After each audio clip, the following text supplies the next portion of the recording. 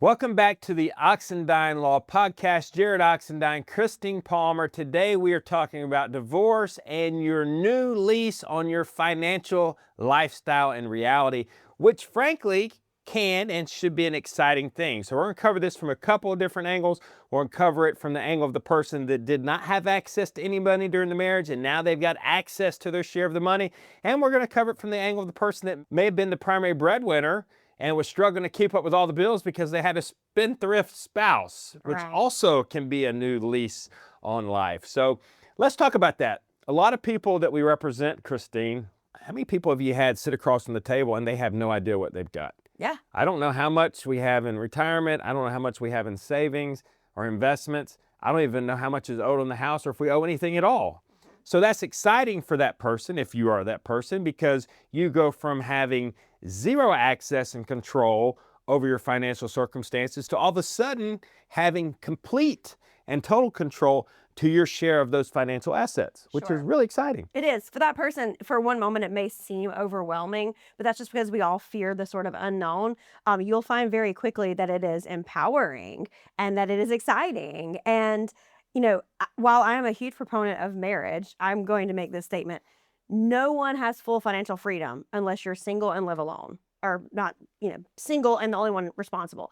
That is the only true financial freedom you ever get. When you're married, as long as you're married, no matter how on the same page you are still either obligated to someone else or funding someone else in some way or another. So for the first time post-divorce, many people are experiencing financial freedom for the very first time. And that's exciting. You're finally in charge of everything, of your entire destiny, of everything that exists in your financial world. Like, you are in charge of it. You're responsible for it. You don't have to ask anyone permission. You don't have to run anything by anybody. Like, you are completely in charge. And so that should be an exciting next step for you. But at the same time, exciting, but you have to be responsible. So if you're that person, you're probably not used to the budget, not used to paying the bills. You don't really even know, perhaps, how much money you need every month to pay your expenses. So when you get that, we're going to call it windfall. I don't really like using that word because it was always your money to begin with. You just never had access to it.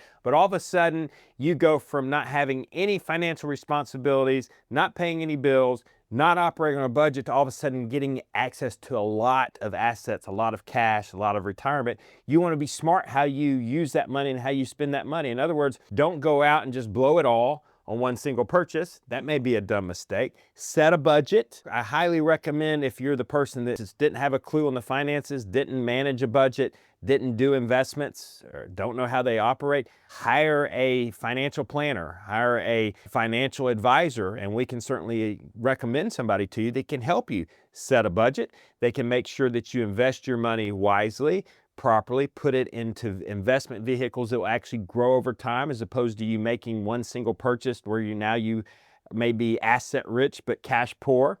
And that way you can have a budget. You've got access to what you need to spend what you need on a monthly basis, and the remainder of your cash is in an investment vehicle that can grow for you and produce additional income and additional assets over time. So that's the person that all of a sudden gets access to money that they never had before. What about the flip side of the coin? Christine, again, I'll ask you, how many times have you had the client that just can't keep up with their spouse's spending? They make good money.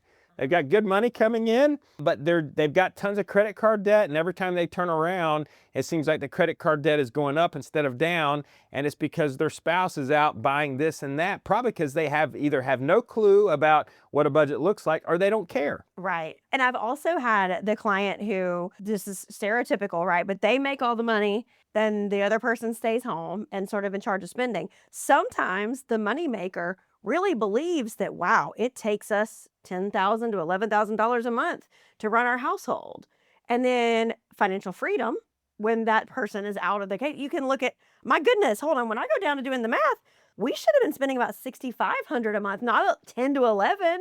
The things that you were told were necessary or that you were told had to happen, sometimes don't have to happen. So a lot of times that person actually gets a raise by dropping the spender in the relationship. Get a raise, and frankly, if you are the high income earner, you can very quickly replace the assets that you had to give to your spouse. In other words, let's say you had to divide a savings account or divide an investment account or divide a retirement account. That's okay for a couple reasons. Number one, you can quickly replace that. All right. Number two, you're not going to need as much money in retirement to be able to pay your expenses because you're not taking on the burden of all this extra expense that the other person was running up. So not only do you potentially need less in retirement, you can also very quickly replace what you divided with your spouse because you are the higher income earner and you can control every single dime and every single penny, and you can invest it and save it the way you want to save it. That's right. Which is also exciting. So hopefully y'all enjoyed that. We took it from two different angles. Don't think that just because you're going through the divorce process, it's a gloom and doom because you're going to have to divide assets. You actually may be getting, as Christine said, a raise. And if you're not that person, you may be getting access to money that you never even knew you had. Just make sure you invest it wisely. Thanks for joining us today. As always, subscribe where you're watching. Hit that subscribe button on YouTube. That way you'll be the first to know about future episodes. We appreciate you joining in. We'll see you next time.